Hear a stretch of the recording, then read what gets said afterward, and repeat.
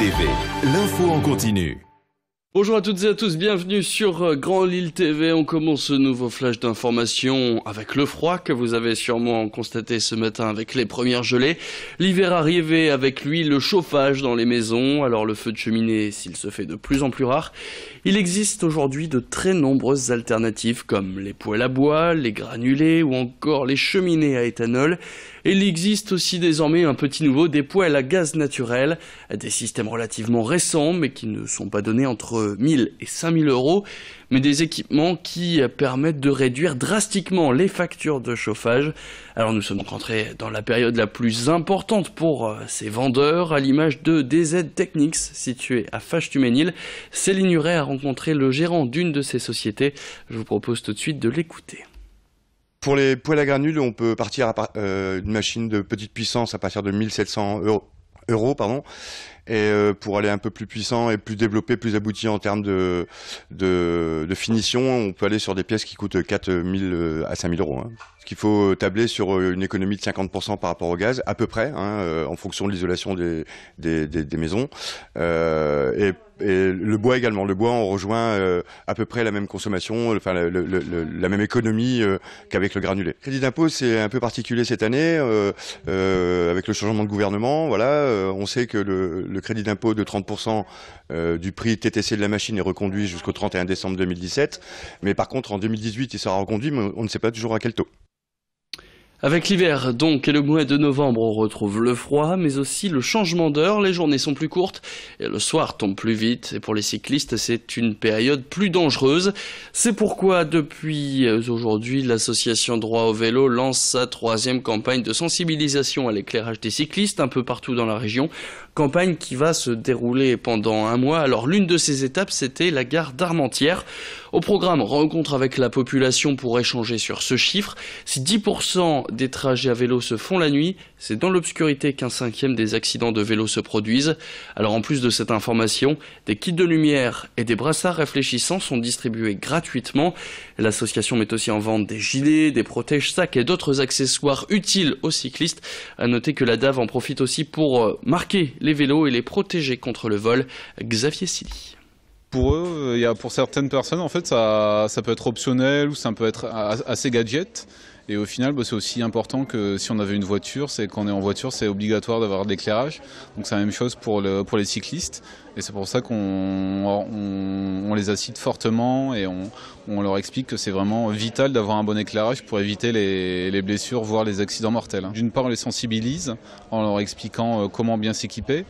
Et pour les cyclistes qui passent nous voir, on leur donne des petits kits éclairage avant-arrière pour qu'ils aient un éclairage actif et une petite slap, une petite réglette réfléchissante pour qu'ils soient aussi visibles un peu plus en fait. On parle maintenant du plan climat de la MEL, objectif accompagner, financer des actions qui améliorent le cadre et la qualité de vie. Par exemple, l'un de ces projets se déroule dans une crèche parentale de l'Île-Moulin, appelée Les Petites Canailles. Ici, ce sont 18 enfants qui sont accueillis et depuis près d'un an, l'association Colline ACEPP travaille en collaboration avec le personnel et avec les parents pour améliorer la qualité de l'air dans la structure. Des ateliers bonnes pratiques, de nouvelles aérations, des produits d'entretien fabriqués sur place ou des couches écologiques. L'année dernière, la MEL a soutenu en tout une trentaine de projets de ce type pour un budget de 150 000 euros. Plus d'informations dans cette interview réalisée par notre journaliste Edith Guenaille. Nous avons lancé cet appel à projet en 2016. Elle s'adresse à des collectifs d'habitants, de citoyens, organisés ou pas en association, qui mettent en œuvre des pratiques de changement pour favoriser notamment, comme ici, la qualité de l'air. On sait bien que la qualité de l'air extérieur pose problème les jours des pics de pollution, mais on connaît moins les problématiques de qualité de l'air intérieur. Sur l'année dernière, on a soutenu une trentaine d'initiatives à hauteur de 150 000 euros. Donc derrière, c'est que tous les ans, comme ça, on ait des pratiques qui évoluent et qui montrent aujourd'hui que tout un chacun, on peut agir pour lutter contre le changement climatique. Et puis, il y a 40 ans, Raoul de Godvarsveld se donnait la mort au Cap Griné et à la CCI de Lille. Une exposition consacrée aux chanteurs du Nord a été inaugurée par ses enfants et par les archives départementales du Nord. Je suis pas chanteur, je suis photographe, revient donc sur la vie de l'ancien chanteur des Cap Nuls, devenu célèbre pour son patois, sa mère qui monte, sa voix rocailleuse, mais surtout pour sa bonhomie. Et si ces chansons l'ont propulsé dans le cœur de tous les nordistes, ces photos sont peut-être moins célèbres, car avant d'être Raoul de Godvarsveld, il était Francis Delbar, un chasseur d'images.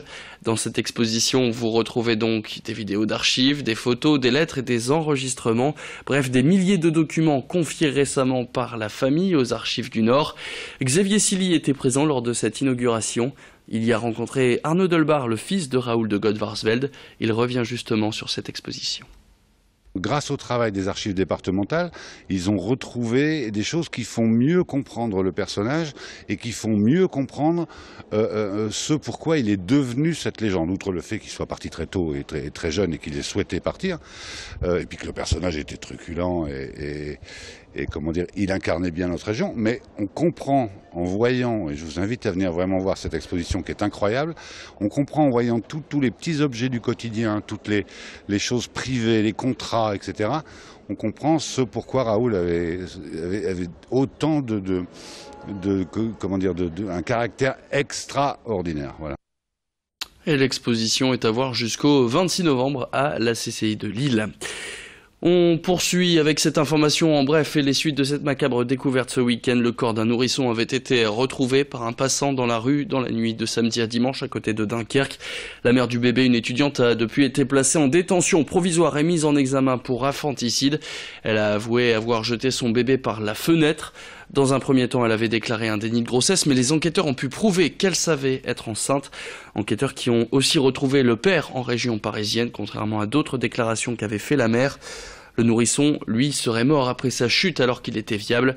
Pour avoir jeté son bébé par la fenêtre de chez ses parents où elle avait accouché seule, elle encourt la réclusion criminelle à perpétuité.